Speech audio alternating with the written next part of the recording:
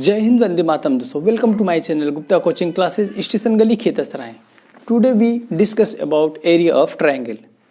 कल हमने last videos में बताया था कि कल आपको कि कोई ट्रायंगल दिया हो उसका एरिया कैसे आप निकालेंगे, तो उसका हमने कल फार्मूला बताया था। उसका फार्मूला क्या था कि base multiply by altitude upon 2, तो वो कल का फार्मूला था। आज का फार्मूला है, आज की जो ट्रायंगल है ये स्केलन ट्रायंगल है।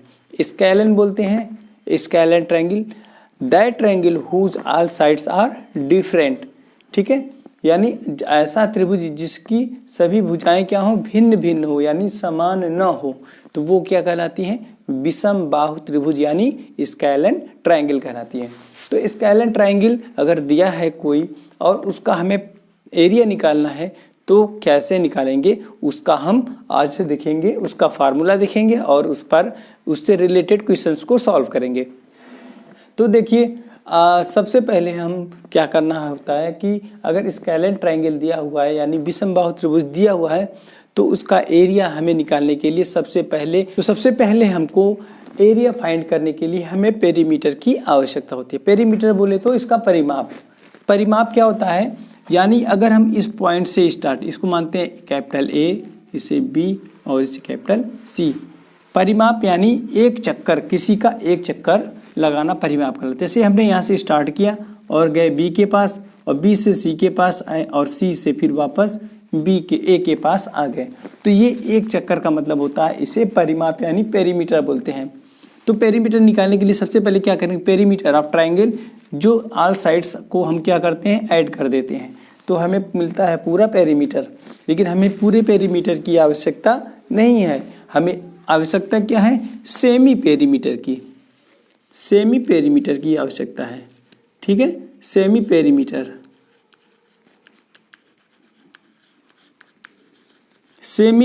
बोले तो इसका आधा मतलब यानी a plus b plus c upon 2, तो इसे बोलते हैं अर्ध परिमाप यानी हाफ शेप, क्या बोलते हैं, सेमी पेरीमीटर।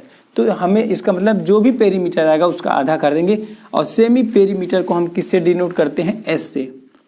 किससे करते हैं, कैपिटल एस से। तो अब हम बनाते हैं इसका फार्मूला कि कैसे इसका हम एरिया निकालेंगे। तो देखिए, area of scalene triangle, area of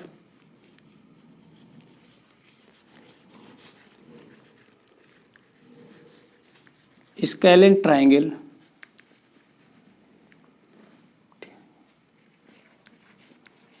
is equal to, formula थोड़ा लंबा है इसलिए यहाँ से नहीं स्टार्ट करेंगे, हम नीचे से लिखेंगे अंडर ब्रैकेट।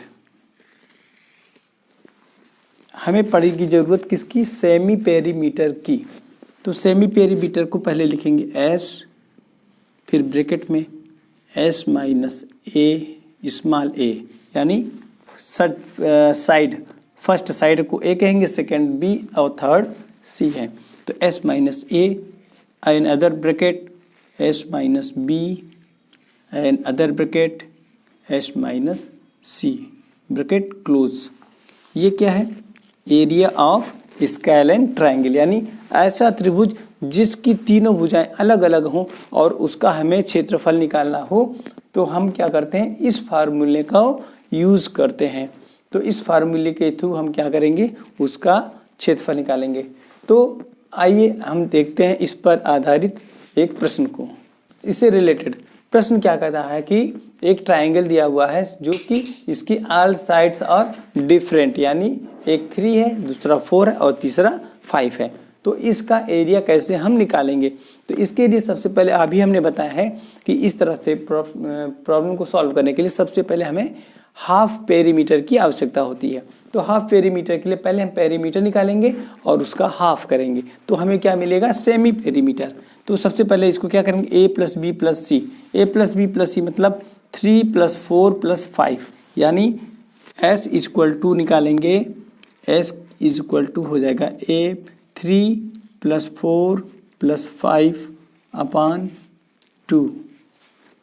अब क्या होगा, 3 + 4 7 होगा और 7 + 5 क्या हो जाएगा, 12 हो जाएगा, और 12 अपॉन 2 मीन्स 6। तो S इक्वल टू क्या आएगा, 6 आएगा। ओके, एस की वैल्यू आ गई 6। अब हम क्या करेंगे, एस की वैल्यू को यहाँ लिखेंगे area of scalene triangle. Area of scalene triangle is equal to under root, फार्मूले को फिर से लिखेंगे, s in bracket S minus a and other bracket S minus b and other bracket S minus C bracket close. अब हम values को put करेंगे। यहाँ पे क्या लिखेंगे, अंडर रूट एस की वैल्यू क्या है 6i है तो 6 लिख दिया, मल्टीप्लाई ब्रैकेट के बाहर कोई नंबर होता है तो उसका उससे मल्टीप्लाई होता है, एस माइनस ए क्या है, इसमें से हम किसी को भी ए मान सकते हैं, बी मान सकते हैं और सी मान सकते हैं। तो ए मान लीजिए हमने A is equal to 3, B is equal to 4 and C is equal to 5। तो ए क्या होगा 6 माइनस 3 ब्रैकेट में another bracket 6 minus 4 and other bracket 6 minus 5। अब क्या करेंगे, अंडर रूट 6 मल्टीप्लाई बाई 6 में से 3 घटेगा, 6 minus 3 is equal to 3 multiply 6 minus 4 is equal to 2 multiply 6 minus 5 is equal to 1। सबका क्या करना है, मल्टीप्लिकेशन करना है। मल्टीप्लिकेशन करने के बाद क्या आएगा, 6 3 18 दूनी 36, तो आ जाएगा 6 3 जा 18, 18 2 जा 36 अंडर रूट 36।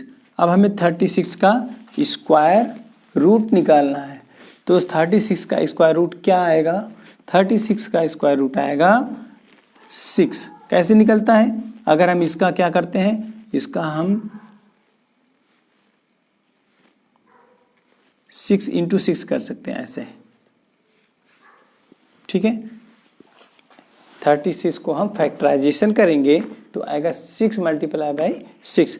जब हम अंडर रूट होता है तो इसमें पेयर बनाया जाता है, और पेयर बना करके जिसका पेयर बनता है उसे हम बाहर लिख लेते हैं।